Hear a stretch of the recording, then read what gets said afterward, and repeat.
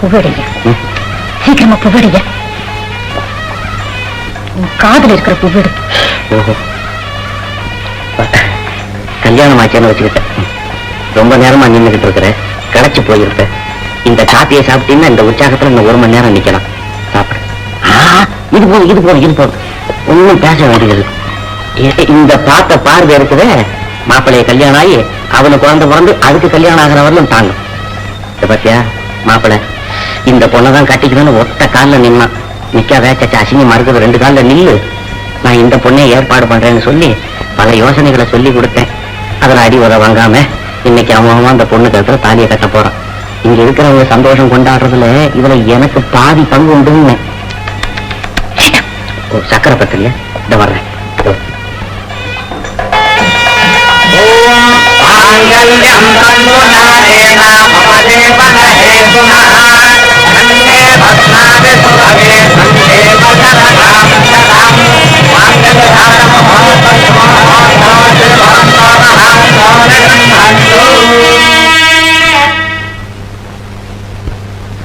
நான் போயிட்டு வரேன். மகராசி போயிட்டு வா பெண்ணு. கமலா,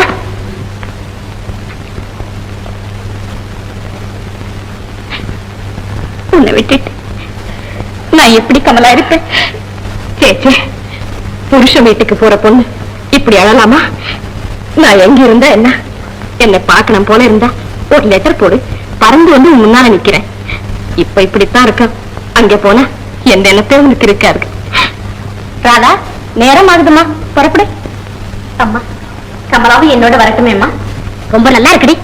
மஞ்சள் குங்குமத்தோட புருஷன் வீட்டுல வாழ போற பொண்ணு கூடவே வெளியும் கூட்டிக்கிட்டு போனா பாக்குறவங்க என்ன நினைப்பாங்க? எனக்கு ஆட்சேபனை இல்லம்மா. கமலா கூட வரணும்னு ராதா விரும்பினா அதுக்கு நான் தடை சொல்ல மாட்டேன். கமலா எங்க வீட்டுக்கு வரதுல எனக்கு பூர்ண சம்மதம். சரின்னு சொல்ல. சரி ராதா.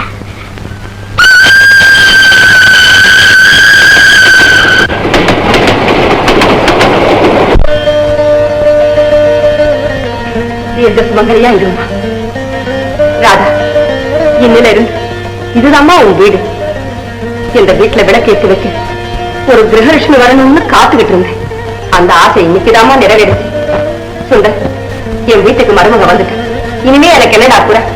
நீங்க 2 பேரும் சந்தோஷமா இருக்கிறத பாத்துக்கிட்டு இருந்தா அதுவே எனக்கு போதும். ராதா, இனிமே இந்த வீட்டுக்கு நீதாம்மா எஜமானி. நாங்க வர்றோம்மா.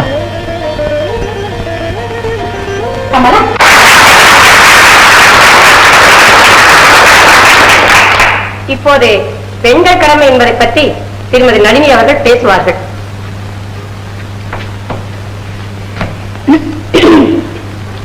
சகோதர சகோதரிகளே, பெண்கள் கடமை பற்றி பேச என்ன அழைத்ததற்காக நான் மிகவும் மகிழ்ச்சி அடைகிறேன்.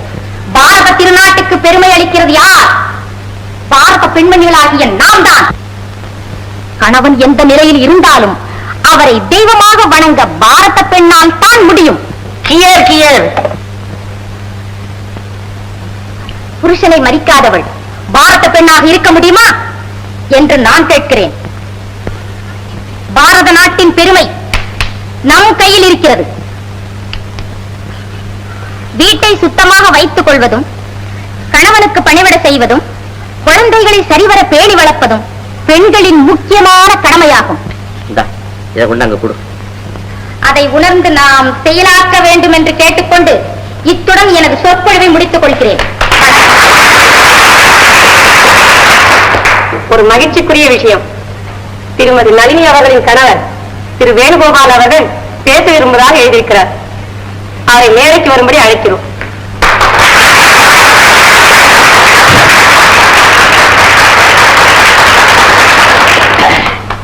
சகோதர சகோதரிகளே, மைக்கு வேண்டும். ஏனென்றால் வைக்கிற அவசரத்துல 2 பல்ல எடுத்துக்கிட்டு போடுவான் போல இருக்கு. சகோதர சகோதரிகளே, பேச ஆரம்பிக்கலாமா? மஞ்சளை மறந்தவர்களே, மாவை பூசிக்கொண்டவர்களே, பொட்டை மறந்தவர்களே, கவுன் சட்டை அணிந்தவர்களே, காஞ்சிபுரம் பட்டை மறந்தவர்களே, கண்ணாடி நைலான் சேலை அணிந்து கொண்டவர்களே, சோப்பை பூசுபவர்களே, ஷூவை அணிந்து கொண்டவர்களே, கொண்டையை மறந்தவர்களே, நாச்சடை போட்டுக் கொண்டவர்களே, உங்கள் அனைவருக்கும் என்னுடைய நன்றி கலந்த முதன்கண் வணக்கம். எனக்கு முன்பதாக பெண்களின் கடமையை பற்றி பேசிய திருமதி நளினி அவர்கள் வேறு யாருமல்ல, என்னுடைய மிஸ்ஸஸ் தான் என்று சொல்லிக்கொள்ள ஆசைப்படுகிறேன். ஏனென்றால் கூட்டத்தில் இருக்கும் தைரியத்தினால். நான் ஒன்று கேட்கிறேன், பெண்களின் கூட்டத்திலே கடமையை பற்றி பேசும் இந்த நேரத்திலே உங்கள் வீட்டிலே ஆபீஸில் இருந்து களைத்து வரும் கணவன் தான் காபி போட்டு சாப்பிட வேண்டுமா? பாத்திரங்களை கழுவி கவிழ்க்க வேண்டுமா? அழும் குழந்தைக்கு பால் கொடுக்க வேண்டுமா? கணவனையும் கதறி அழும் குழந்தையும் கைவிட்டு மீட்டிங்கை கேட்டுக் கொண்டிருக்கும் டியூட்டிகளே, நீங்கள் செய்வதுதான் பெண்களின் கடமையா? இது நம் தமிழ்நாட்டிற்கு தேவையா என்று கேட்கிறேன். ஏன் கேட்கிறேன்? கூட்டத்தில் இருக்கும் தைரியத்தினால் கேட்கிறேன். நாள் முழுக்க பியானாவை தட்டுவதும் கட்டிய கணவனை ஜூசு பிழித்து கொண்டு வா என்று சொல்வதும் இதுதான் பெண்களின் கடமையா என்று கேட்கிறேன். ஏன் கேட்கிறேன்? கூட்டத்தில் இருப்போம் என்ற தைரியத்தினால் கேட்கிறேன். உட்காருங்க, உட்காருங்க. உங்கள் இடத்திலே அமைதியையும் ஒற்றுமையும் நாம் எதிர்பார்க்கிறோம். சற்று முன்பதாக பாரத நாடு, பண்பாடு, பெண்களுடைய கடமை, அப்படி இப்படி என்று வீராவேசமாக பேசினார்களே, அவர்களை பற்றி உங்களுக்கு ஒரு வரி தெரிந்திருக்க வேண்டும் என்று சொல்லுகிறேன். ஏன் சொல்லுகிறேன்? கூட்டத்தில் இருக்கிறோம் என்ற தைரியத்தினாலே சொல்லுகிறேன். தைரியத்தினாலே சொல்லுகிறேன். சகோதரிகளே, சகோதரிகளே, ஏதோ கரகோஷம் பண்ணீங்களே, கையை தட்டினீங்களே, கூட்டத்துல தானே இருக்கிறோம், நமக்கு ஒன்றும் குழப்பம் ஏற்பட்டுடாது அப்படிங்கிற ஏதோ ஒரு தைரியத்துல, அசட்டு தைரியத்துல என்னமோ பேசிட்டேன். இதோட எஃபெக்ட நீங்க பார்க்கணுமா? பார்க்கணும்னு விரும்புறீங்களா? நாளை காலையில பத்திரிகையில பாருங்க, பத்திரிகையில பாருங்க.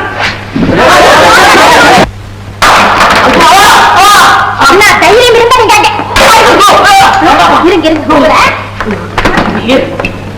ஏன் இங்க வந்தீங்க? இங்கேயே மானத்தை எல்லாரும் என்ன பார்த்து கைகொட்டி சிரிச்சாங்க. ஐயோ ஐயோ நான் சொல்றது கேளு.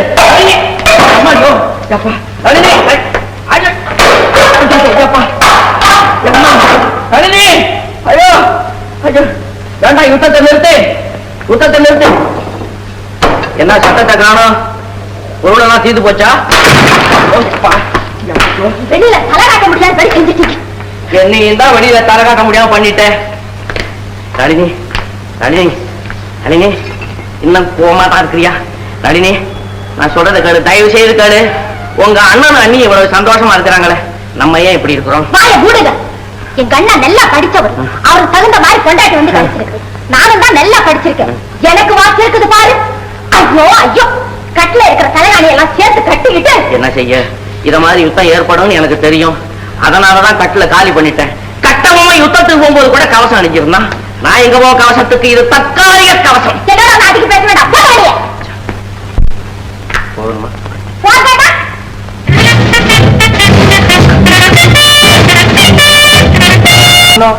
இங்க பார்.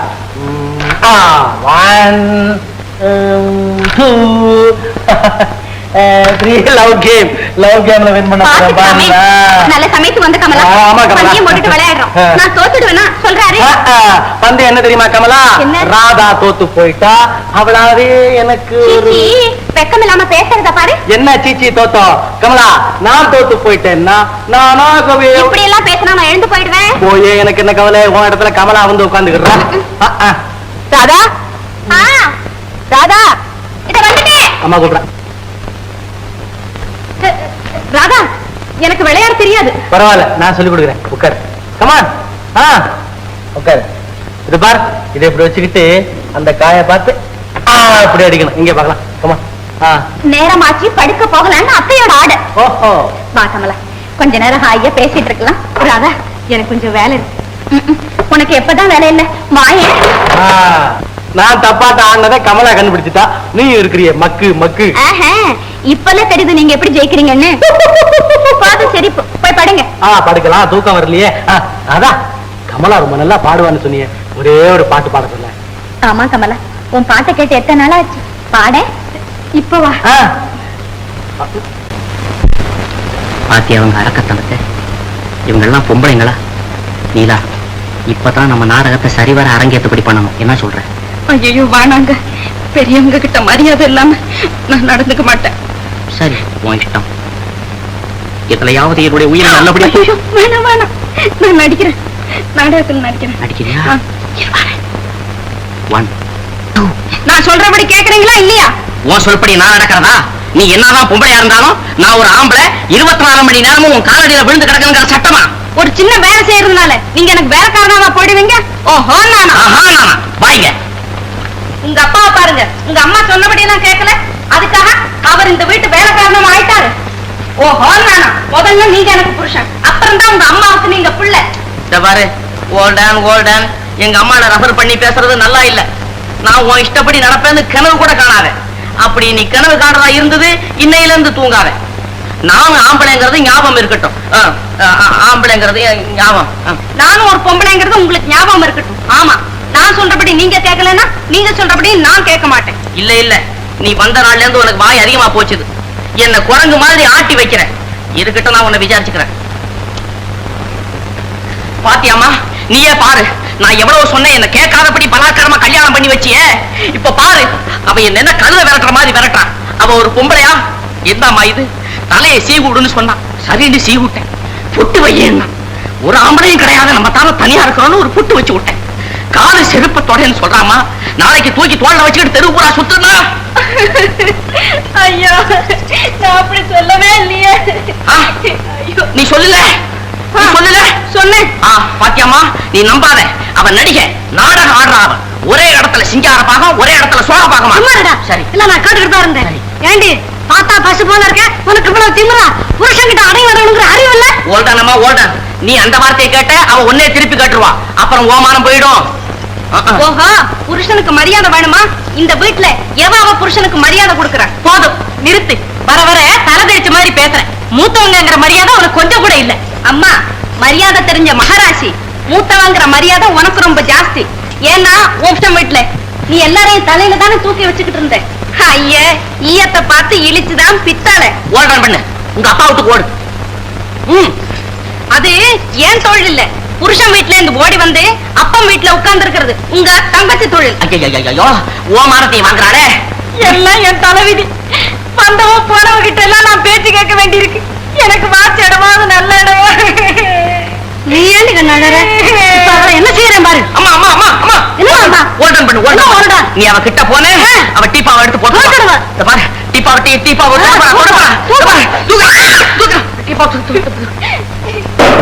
போதுமா? பாத்தியம்மா, பேசுறதையும் பேசிவிட்டு செய்யறதையும் செய்து விட்டு அழுதுகிட்டு போற. வாயம் போடுறேன். கொண்டாடி அடக்க துப்புல பேச வந்துட்டான். இதே வார்த்தை அப்பாவை கேட்டேன்.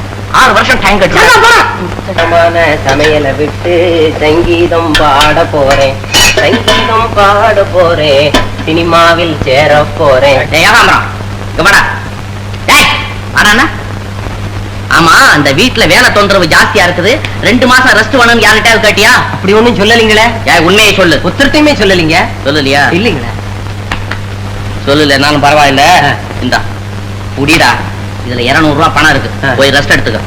என்னது அது இப்படி திடீர்னு? ஓல்டன், 2 மாசம் ரெஸ்ட்ல இருந்துட்டு மறுபடியும் நீங்க வா, நாங்க வேலைக்கு சேர்த்துக்கிறோம். ஆனா ஒண்ணு, நீ வெளியே போய் இருந்தாலும் வேற ஒரு சமயக்காரன் இங்க வராதபடி நீ பாத்துக்கணும். நீங்க சொல்லாட்டி போனாலும் அதை நான் பாத்துக்கணுங்க. ஓல்டன், சமையல் ஆயிடுச்சா? ஓ, அப்பவே ரெடி ஆயி போச்சு. நீ நடந்து காட்டு.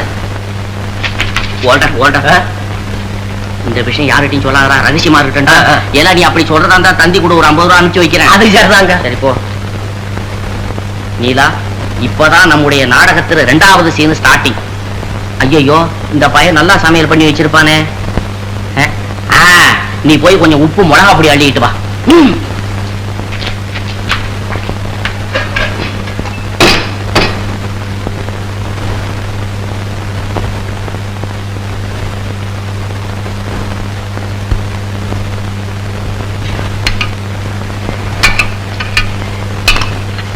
போட்டாண்டியா? இந்த உப்பை சாதத்துல போடு, சாம்பார்ல மிளகாத்தூளை போடு. ஐயோ, நான் மாட்டேன். போடுங்கிறேன். போட மாட்டியா?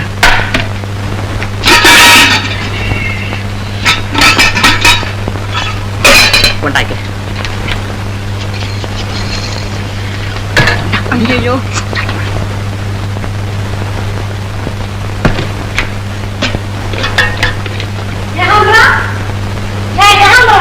அவன் நேரம் தாம்பரம் தாண்டி இருப்பான். அவனை வேலையை விட்டு விலக்கிட்டேன். நான் இருக்கும்போது அவன் எதுக்கு? ஆமா ஆமா, நான் கூட நினைச்சேன். ஆஹா, அமிர்தம் தான் போ. பிரபா, இந்த சாப்பாட்டை டெய்லி சாப்பிட்டுக்கிட்டு இருந்தா டாக்டர் கூட ஓல்டன் பண்ணிடலாம் போல இருக்குதே. அம்மா, ஏகாம்பரம் சமையலுக்கும் நீலா சமையலுக்கும் எவ்வளவு வித்தியாசம் இருக்கு பாத்தீங்களா? மண்டோ, சமையல் ஒரே உப்பு கொடி துறைச்சிருக்கா? இல்லம்மா, ஒரே காரம். ஏண்டி, உனக்கு பிடிக்கலன்னா எங்க எப்படியா போய் நிறுத்தணும்? ஏன் சொல்றேன்? நிறுத்துங்க அத்தை. இவரும் உங்களோட தானே உட்கார்ந்து சாப்பிடுறாரு, நல்லா இருக்குங்கிறாரு. உங்களுக்கு மட்டும் என்ன உப்பும் காரமும்? நான் சமயக்காரனை விளக்கிட்டேங்கிறதுக்காக அம்மாவும் பொண்ணு சேர்ந்து ஏன் இந்த நாடகம் ஆடுறீங்க? வேணா நீங்களே சமைச்சுங்க, நான் போறேன். போதுமா? ஏடா மண்டோ, நீ ஏன் உட்கார்ந்துருக்க? போறாங்க எழுந்துட்டு விழிக்கிறான். அம்மா, வயத்த பசிக்குதே, இப்ப என்னம்மா பண்றது? அம்மா, என்ன செய்யறது? இனிமே நம்ம தான் சமைச்சு பழக்கணும். நம்ம சமைக்கிறதா? வேற என்ன செய்யறது? ஆஹா, நீலா, உன் நடிப்பு வெகு பிரமாதம். அட, என்ன நிஜமாக அழறியா? பின்ன இந்த வேலையை செஞ்சுட்டு சிரிக்கவா சொல்றீங்க? அவங்க படுற வேதனை என்னால பார்க்கவே முடியல. ஓல்டன் நீலா, கருணை வேதனை எல்லாம் இந்த நேரம் பார்த்தேன் நம்ம பிளான் சாஞ்சிடும். ஆமா, சமையல் என்னங்கிறது அவங்க தெரிஞ்சுக்கவானா? நீ பெற்ற குழந்தையை பார்க்காமல் இருப்பாய். ஊரார் முன்னிலையில் நான் அவமானப்பட வேண்டும் என்று. வேண்டாம் அண்ணி, உனக்கு எந்த விதமான அவமானம் வர வேண்டாம். வருகிற அவமானம் எல்லாம் எனக்கே வரட்டும். அவளையும் குழந்தையும் இப்போது அழைத்துக் கொண்டு வர வேண்டும். அவ்வளவுதானே? இதோ அழைத்துக் கொண்டு வருகிறேன். எந்த வீட்டுக்கு நான் போக மாட்டேன் என்று கங்கணம் கட்டி கொண்டிருந்தேனோ அந்த வீட்டுக்கு என் மானத்தை எல்லாம் திறந்து விட்டு போகிறேன் அண்ணி, போகிறேன்.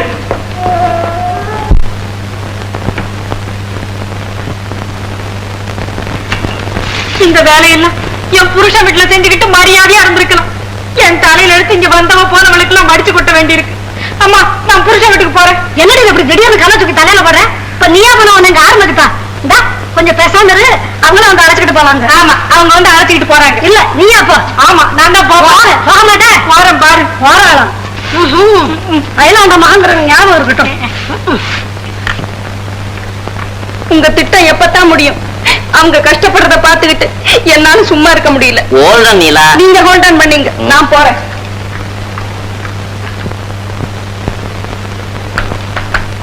அத்தை, நான் சமைக்கிறேன் அத்தை. ஐயோ, நீ சமைக்கிறியா?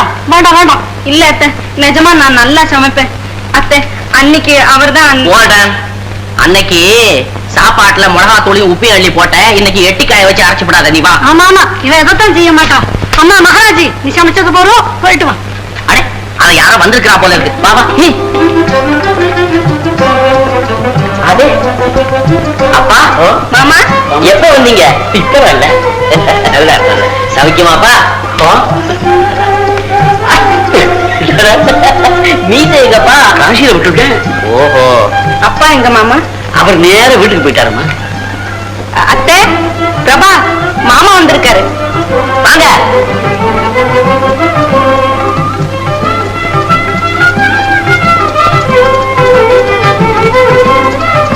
அப்பா,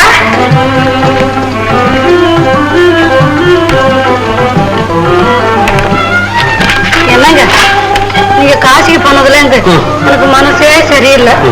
ஆமா, உடம்பெல்லாம் எப்படி இருக்கு? சௌக்கியமா இருக்கு. பிரபா, என்னமா இது கையில கரண்டி கறி துணி இல்ல? சமைச்சுக்கிட்டு இருந்தப்பா. நம்ம பரம்பரையிலேயே பெண்களுக்கு அந்த வழக்கம் இல்லையே. ஆமா, சமையல்காரன் எங்க போயிட்டா? மாமா, நான் ஒருத்தி சும்மா தானே இருக்கேன். நான் சமைக்கிறேன்னு அவனை அனுப்பிச்சுட்டேன். ஆமா, நீலா சமைக்கிறேன்னா நானும் பிரபாவும் வாண்டான்னுட்டு நாங்களே சமைக்கிறோம். நீலா யாரு? நம்ம குழந்தை தானே.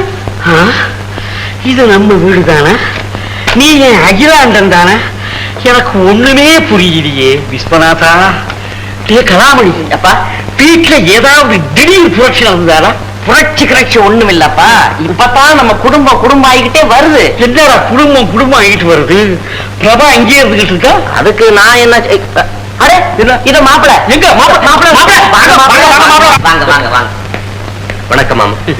காசிக்கு போன பணம் கை மேல கிடைச்சிருச்சு. இங்கேயே எல்லாருடைய உணவும் மாறிடுச்சு. நீங்களும் வந்துட்டீங்க. அகிலாம் மாப்பிளைக்கு காபி கொண்டா. எனக்கு காபி வேண்டாம், தங்குறதுக்கு நேரம் இல்ல. பிரபாவியும் குழந்தைய அழைச்சிட்டு போறதுக்காக வந்திருக்கேன். தாராளமா பிரபா உங்க மனைவி, ரவி உங்க குழந்தை. அழைச்சுக்கிட்டு போறதுக்கு யார கேட்கணும் மாப்பிள? ஏமா பிரபா புறப்பட மாப்பிள காத்துட்டு ஜல்தி. மாப்பிள இது பழைய வீடு அல்ல, த்ரூ அவுட் சேஞ்ச்.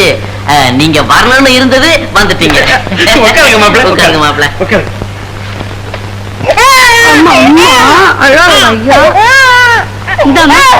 குழந்தை ஜாகிரதை, உங்ககிட்ட இருக்கட்டும்.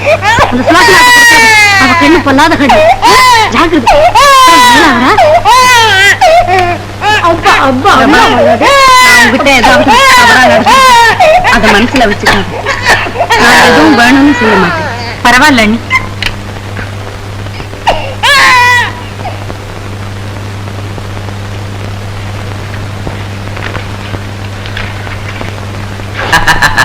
மாப்பிள பையனை பாத்தீங்களா?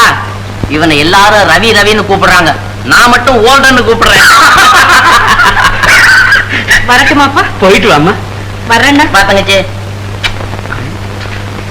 நாங்கள் வருகிறோம். தயவு செய்து இனிமேல் எங்கள் வாழ்க்கையில் குறுக்கிடாதீர்கள். நாங்கள் சந்தோஷமாக வாழ ஆரம்பிக்கும் வரை நீங்கள் என் வீட்டு பக்கம் கூட வர வேண்டாம்.